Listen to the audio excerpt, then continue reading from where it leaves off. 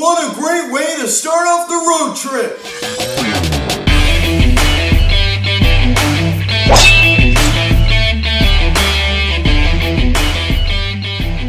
Yo, what is going on, everybody? Welcome to the Phillies Stats Still video cut. We're recapping last night's game between the Philadelphia Phillies and the Chicago Cubs as the Phillies defeat the Cubs by a final score of 13-3.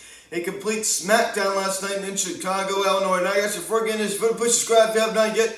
Please hit the notification bell. Please like this video, comment on this video, share this video, and let's get into this. What a great way to start off the 7-game road trip after you win the series against the Padres to come out and just completely destroy the Cubs, right? You just love to see it. And you love to see the other squad just completely just wave the red flag by putting in his position player there in the top of the 9th inning. And Album gets his first home run like a minute, right? It's been like a minute since he's hit a home run. It's just been crazy. He really needed that badly. And Rhys Hoskins destroys this ball to center field. I tell you what, I mean, that ball was murder. Let's jump right into the scoring summary. Bottom of the 2nd inning, Matt Morris on the mound did not start off too good early as Jake Marisnick homers on a fly ball to center field, his 5th home run of the season.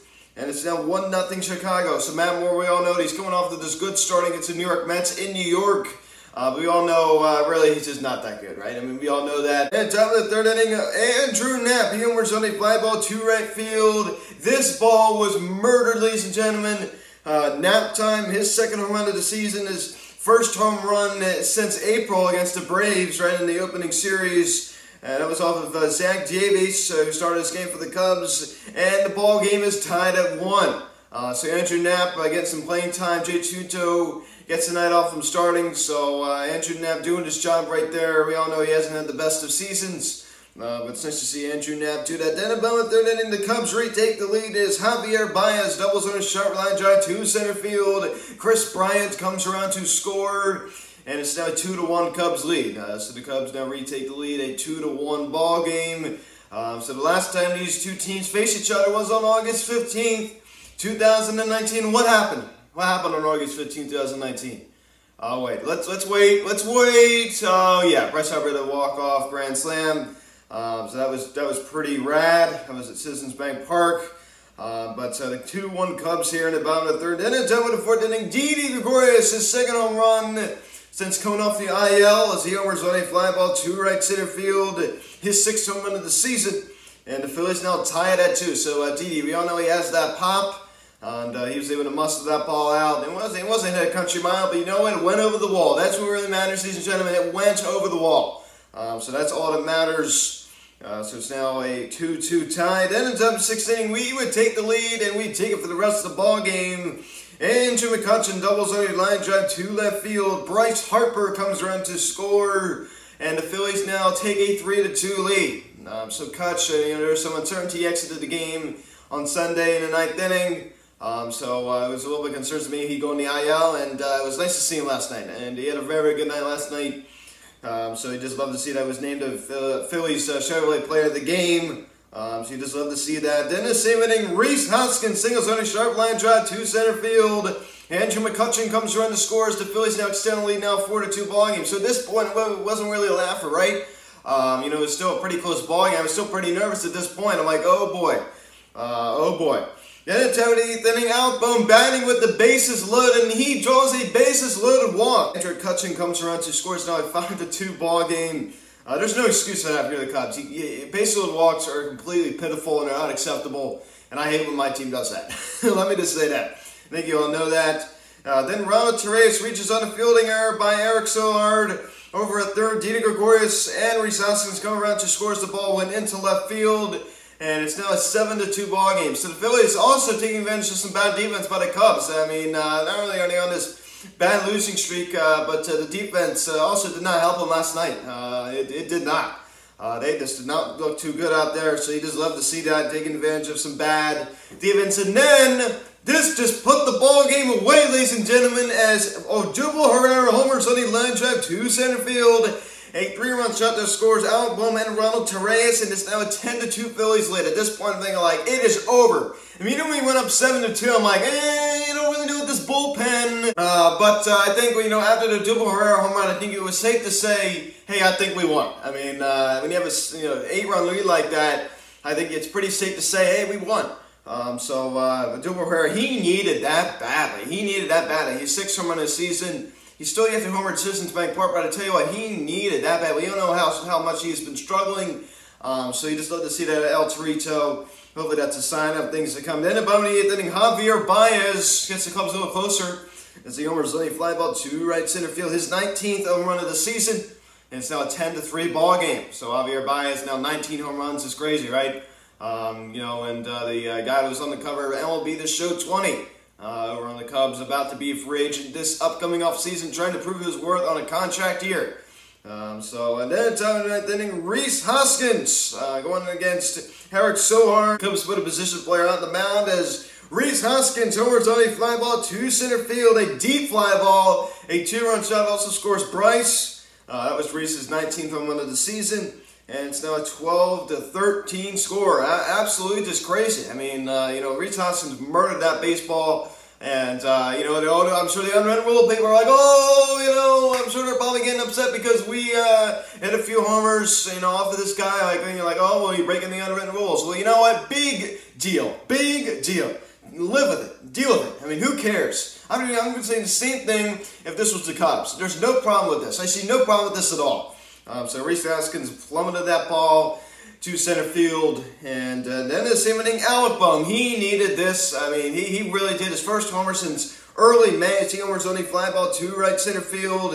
These looked like hanging breaking balls. I mean, of course, it's a position player, not the highest velo. His 5th home run of the season, a solo shot, and it's now a 13-3 ball game, a 10-run lead for the Phillies, and they would go and live with that score. 13-3 our final scores. Brandon Kinzer comes in the bottom 9th inning. It should have been a 1-2-3 inning. I mean, that one pitch, that was a strike, and the umpire completely missed it, and then he hit a single, and then he was able to get it. That should have been a 1-2-3 inning in my eyes. And of course, it didn't matter, but that should have been a 1-2-3 inning. But the umpire was not very good back there last night. He just was not. But to Duber, only the one hit was a big one, the 3-run shot that he really, really needed. Bryce Harper with that one hit, hitting it off of Eric Sohar. And he smoked the ball. He saw that ball hit out to right field. I thought he got that. Chris Bryant, unfortunately, his buddy Chris Bryant, the Las Vegas native, unfortunately made the catch. But Harper drawn 2 walks. That's the thing I love about Harper is that, so he can mix in these walks. He gets on base, right? I mean, he's a power hitter and he gets on base. Still trying to fight for this All-Star nod, right? I mean, trying to be the injury, replacement for Kyle Schwarber. He has a shot. He has a shot. So he can't give up. Andrew McCutchen, your Phillies hot stove player of the game. 3 hits last night, the 2 runs scored, and the 1 RBI. He looked very, very solid last night, ladies and gentlemen. You just love to see that out of McCutchen. And Dini Gregorius, only with the 1 hit. It was a big one, though, that solo shot to tie the ball game at that point for the Phils. Also mixed in the walk. And Rhys Hoskins with a good night last night, the 2 hits. 3 RBIs with that long 2-run home run to center field. That ball was murdered. So that was 19 home runs now for Rhys Hoskins. Alec Bohm gets his batting average back up to 240 with a 2-hit night, the solo home run. So everybody was doing their job last night. Every starting position player except for Gene Segura got a hit last night. So absolutely just nuts. And Andrew Knapp also with that home run. Nap time, right?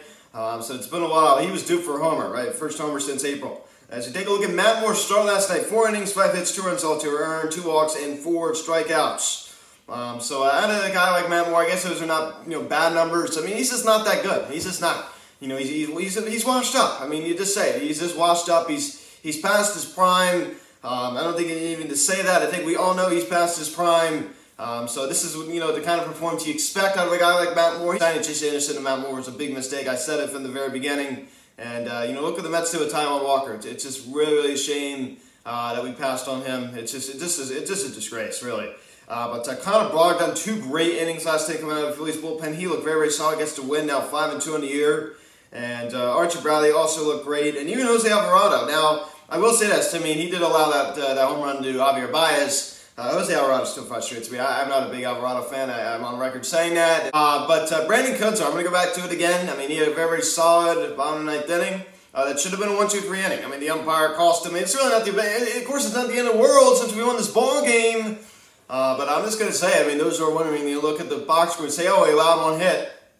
Just know the pitch before that, I think it might have been a couple of pitches before that, there was a pitch that was like literally in the box and the umpire called out a ball. So that should have been strike 3. But you know, it didn't matter. We still won this baseball game. Now that's what really matters. So unfortunately, the Nationals did win though, which it's really that's a bummer. Phillies are only 2 games under 500. They sit at 40-42. So the Cubs now on a 10-game losing streak. I mean, as Andrew McCutchen said, it's good to take advantage of this, right? I mean, and this is what we should be doing. We have to be taking advantage of, the Cubs, current little mess they're going through right now. As we take a look at the start tonight, Aaron Nola 5-5 with a 4.44 ERA, going against old friend former Phil, Jake Arrieta, 5-8 with a 5.57 ERA. He is having a terrible year, ladies and gentlemen. You saw that horrible start he had in Milwaukee. I think it was last week, man. He was just terrible. We all know he is way past his prime. Look at that, 5.57 ERA. His career is pretty much over at this point.